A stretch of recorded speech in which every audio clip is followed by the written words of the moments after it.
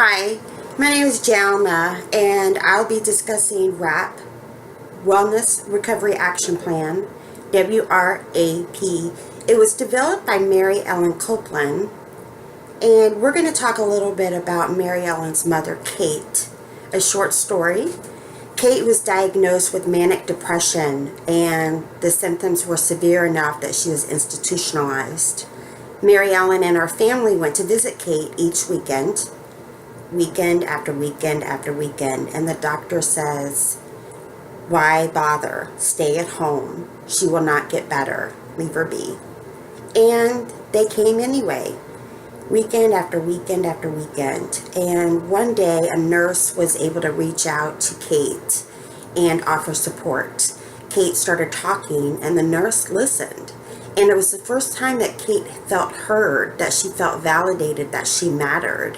And she was starting to feel better. So she was able to reach out to other patients in the hospital who were suffering tremendously, and listened and talked and listened and talked. And they were supporting each other, developing a support network within the hospital. And something happened. Kate got better. Kate got better and went home to her family after 8 years of being institutionalized and deemed incurable. She was well. And Mary Ellen remembered this experience as she got older, and she herself was diagnosed with a mental health challenge. She was talking to her doctor, and knowing that you can get better, she said to the doctor, "Is there any research out there? Is there any information that you can get to me on how to get better?" And the doctor said, "Absolutely. Give me a couple weeks. Let me try and see what I can come up with. Come back then." Mary Ellen is so excited because she's going to find out about recovery, about wellness, about getting better. And she goes to the doctor, and the doctor says, "No, I'm so sorry. There is nothing for you. There's no evidence. No statistics, no testing, no research. There's no information on people getting better. It doesn't happen. So you too will not be getting better." Mary Ellen did not stand for this.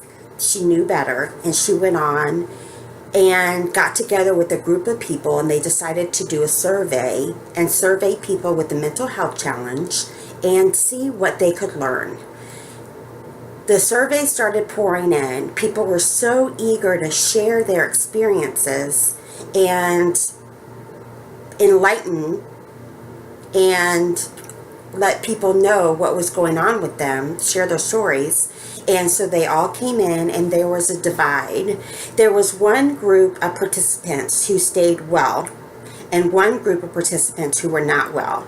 The group of participants that stayed well, they combed through even further, and some common themes came up over and over, and they were whittled down to 5 concepts, which are now called the 5 key concepts. It's the fundamentals of WRAP: hope, personal responsibility, education, self-advocacy, and support. We're going to talk about hope first. You have to have hope. You have to have a spark of hope that something will get better to get you to the next part, to the next part, to the next part. It's the light at the end of a tunnel. It's the light in your children's eyes. If you can't hold hope for yourself, someone else can hold it for you until you're able to do so. Because sometimes we're in a really dark, despairing place, and we can't remember a feeling or a smell or a thought of what it was like to be okay. So that hope isn't there. So one of our supporters can hold it for us and remind us and be with us until we get that spark. The next part of the 5 key concepts is personal responsibility. So personal responsibility is taking responsibility for your own actions and or consequences of your actions, instead of saying, "Poor me, why me? This is not my fault. This is not my fault. This happened to me, and I have nothing to do with it." You're actually taking part in your recovery, recognizing your behaviors. You're doing great, and you need to do better. Learn from your mistakes, make amends, and do differently. The next part is self is education.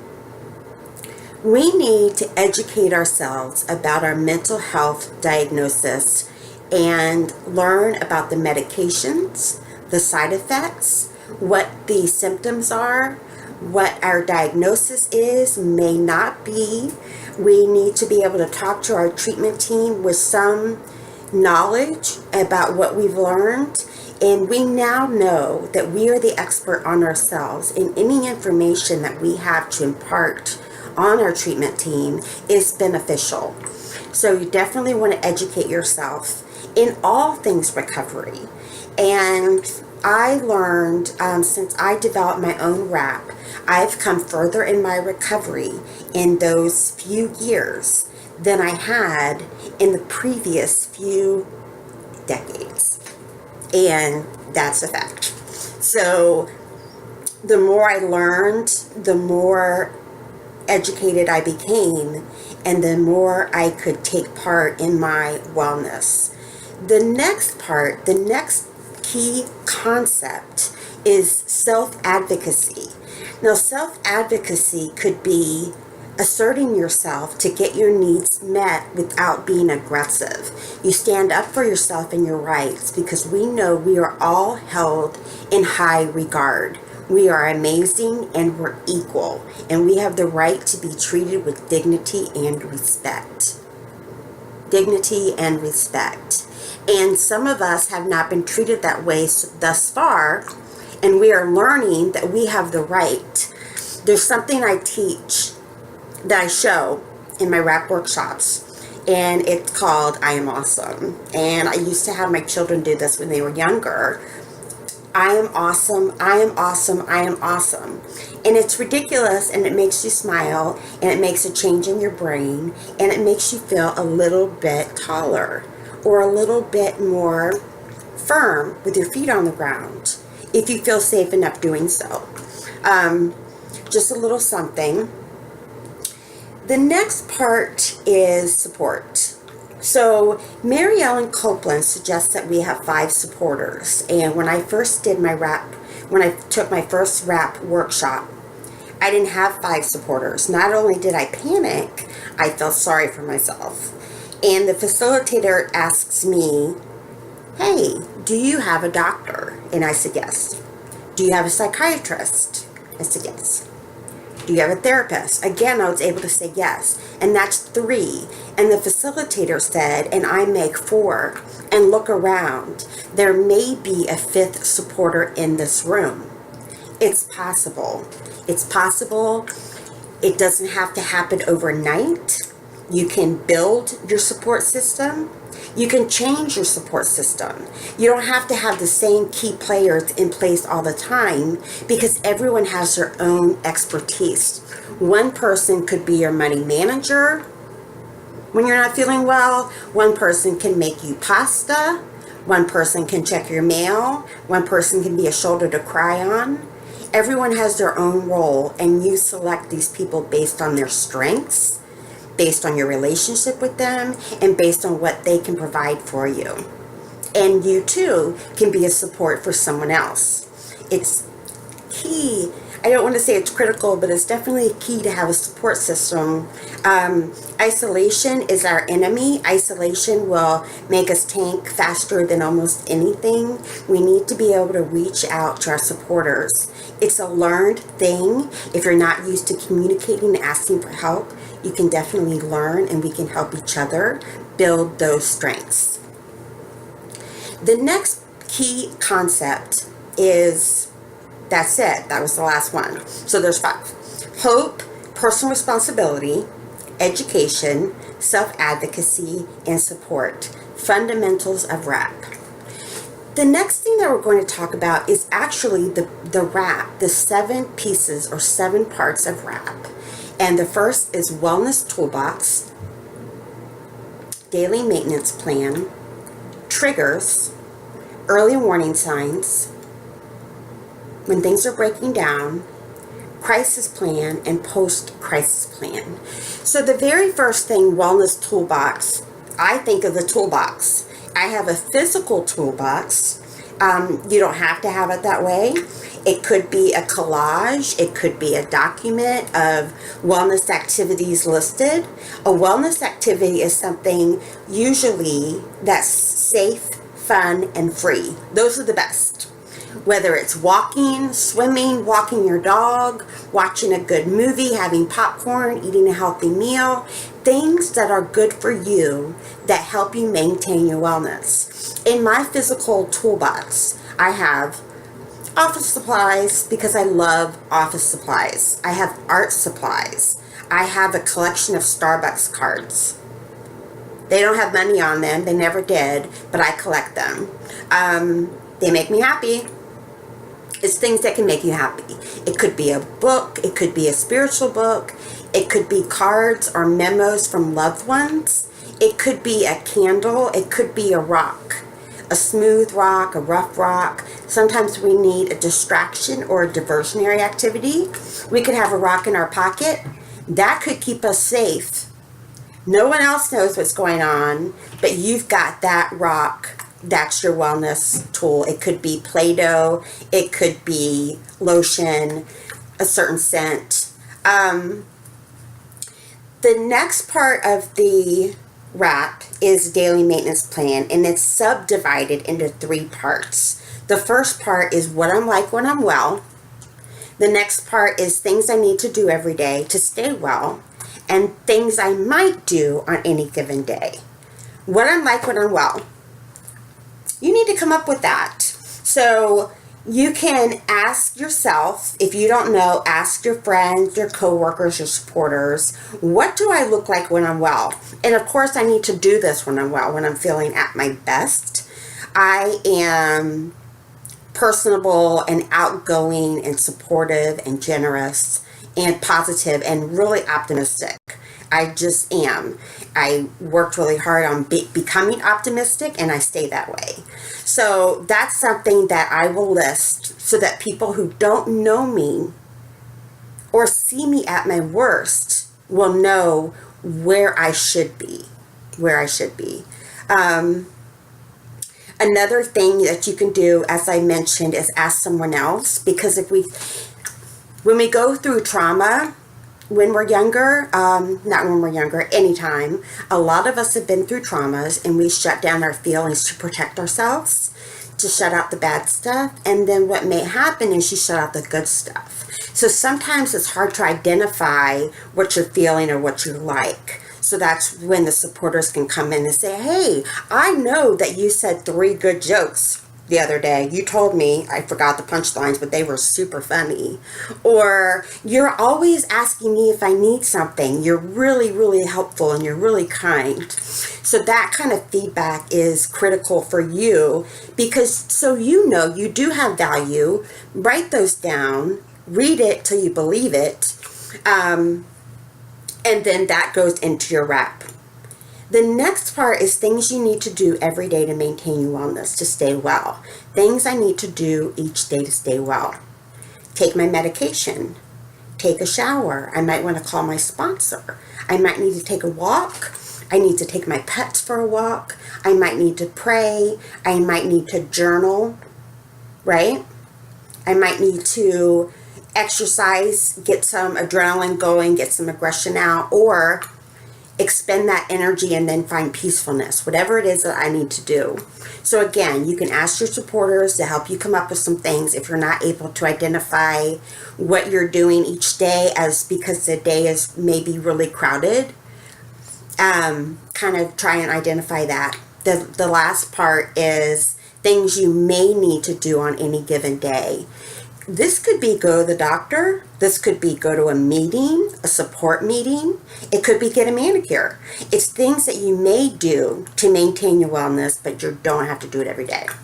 As we go down the line and we get to other parts of the wrap, if things aren't going well, you can look back to your daily maintenance plan and say, hey, you know what? Maybe there was something there I wasn't doing and I've kind of tanked a little bit. So definitely follow your daily maintenance plan. You come up with it yourself.